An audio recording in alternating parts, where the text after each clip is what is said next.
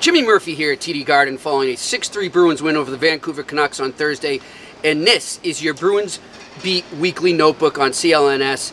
And, you know, for the past week, during and after the Bruins road trip out west to Colorado and Arizona and Vegas, where they went 1-2, a lot of Bruins fans, a lot of media kind of panicking about this team early on here in the season. It was like the sky was falling.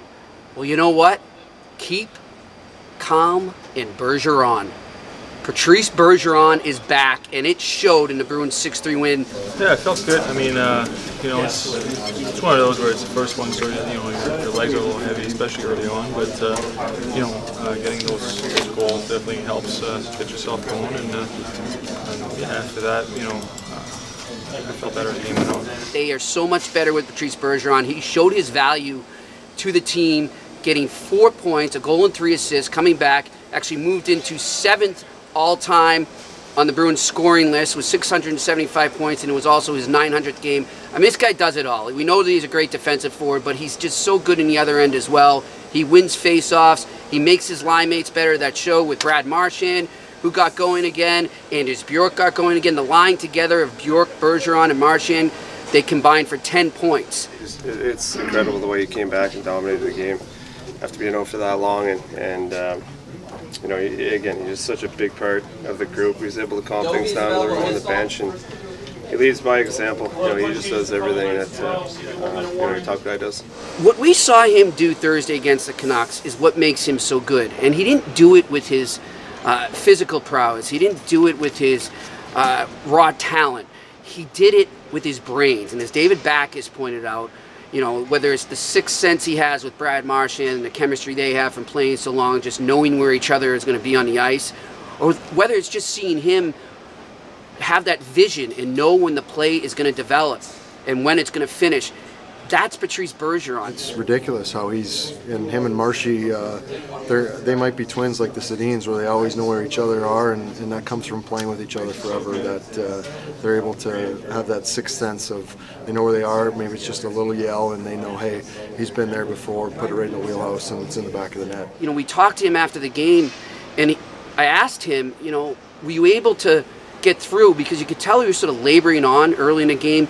I said, were you able to get through your puck sense and compensate for it that way? And he agreed. He said, yeah, that's what you got to do. Yeah, I think you're trying to do that every time. You know, it's really important, I think, to go back to what you know best and not try to force things and be in your position. You know, especially when you play with great players like I do. So, you know, trying to be in my spot, and I guess let the play come to me, and you know, especially when it's been a while like that. Patrice Bergeron is the Bruins' best player for his talent and for his puck sense.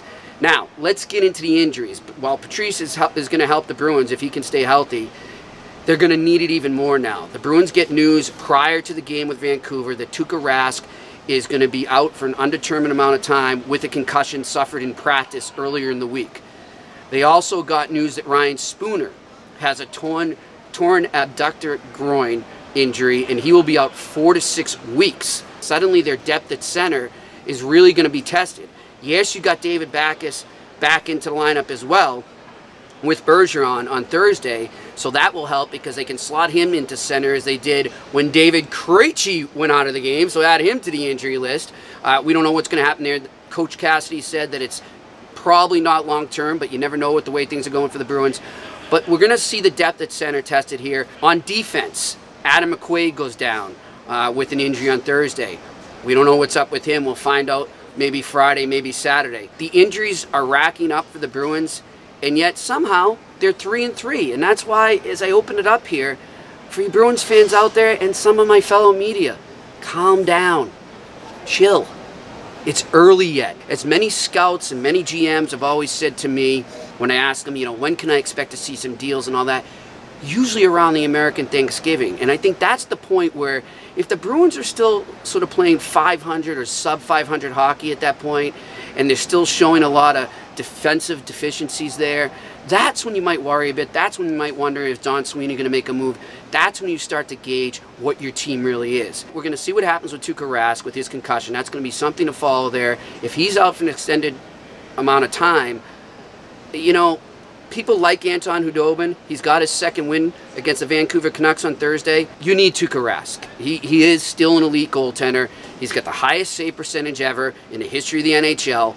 He's very underappreciated here, and I think the longer he's out, he may be appreciated more. So we'll see what happens with this team. Still a lot of question marks, but very positive signs when the Patrice Bergeron, David Backes return to the lineup. So as I said at the beginning here, keep calm and BergerOn. This is Jimmy Murphy for the Bruins Beat, Bruins Weekly Notebook, here on CLNS. We'll talk to you next week.